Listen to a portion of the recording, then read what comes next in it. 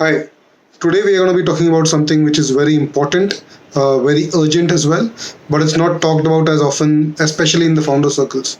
Work-life balance. I'm sure a lot of you must have seen in the news what happened yesterday, right? The McKinsey graduate who's working for McKinsey right now, IIT-IIM alumnus, and he unfortunately had to commit suicide due to extreme work pressure. Now, from the outside, you might think, IIT Madras, IIM Calcutta.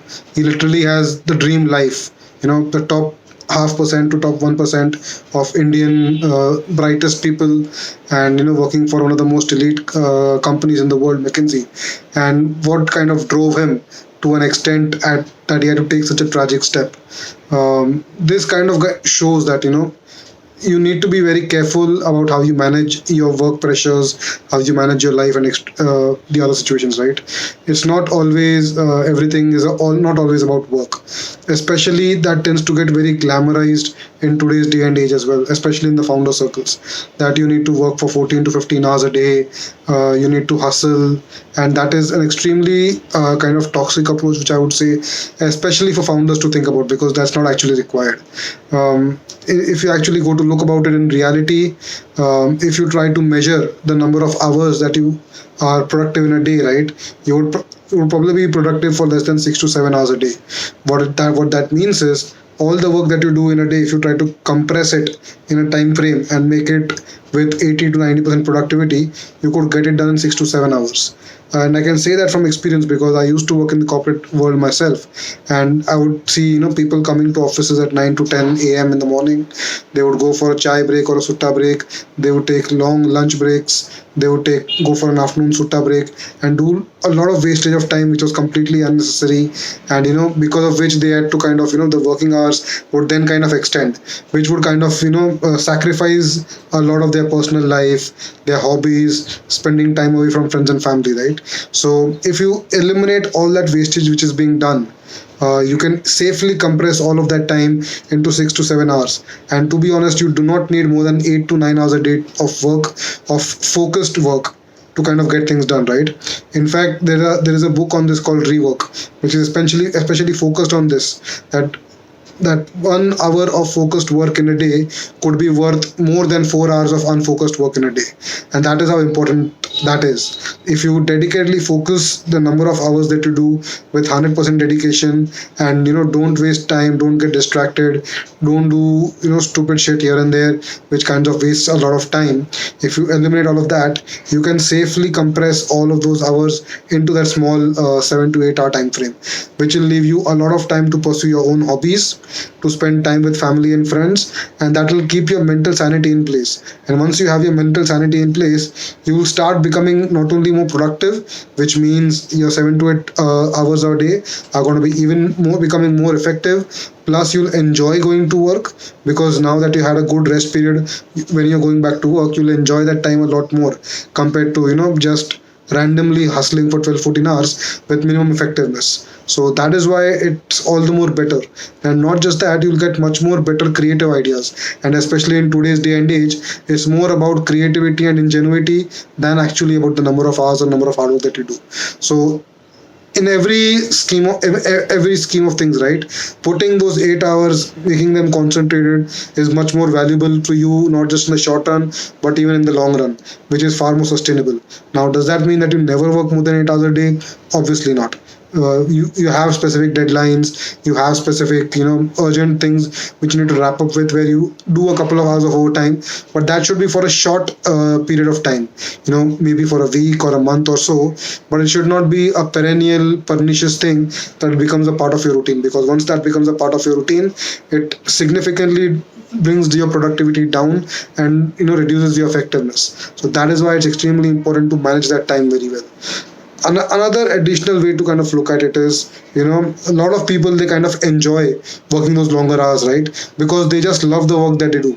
And in your case, you might be an exception than a norm. And for some people, it's absolutely fine. So, if they enjoy working that much, that is something which gives them joy. I hear Dana White from UFC say it all the time, right? He barely sleeps for 4 to 5 hours a night, and he just enjoys the work that he's doing. So obviously there are those kind of people as well, and they are more of an exception than a norm, right? For regular people who they who are comfortable working with 8 to 10 hours a day, they should not feel left out. They should not feel overburdened that if he is kind of going ahead and I'm kind of staying back, I might end up going back, right? Life is a lot more than just which is the biggest car that you have, or what is the biggest house that you have, or what's the size of your bank balance. Life is a lot more than that. So getting that right is very important, and that is especially true for founders, because founders, I see a lot of young founders these days, they are in a rush to become a unicorn, right?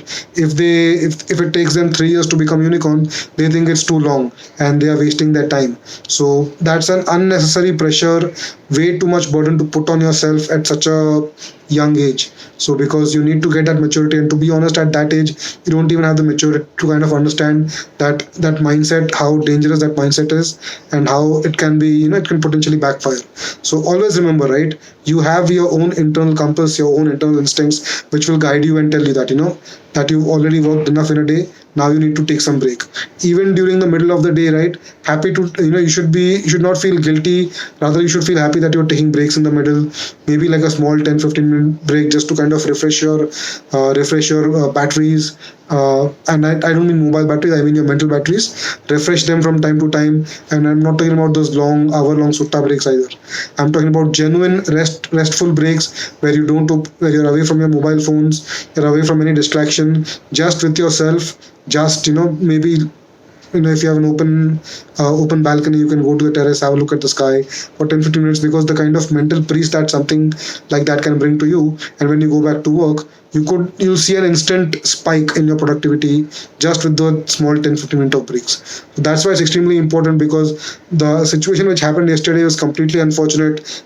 This person could have been a phenomenal, could have had a phenomenal life, supported his parents, supported his future wife, and could have had a phenomenal life. But unfortunately, what happened for him was such a tragic scene which happened, that I kind of felt compelled to kind of do this video today, because especially in the founder ecosystem, I see this happening so much that it needs to change, it needs to correct itself.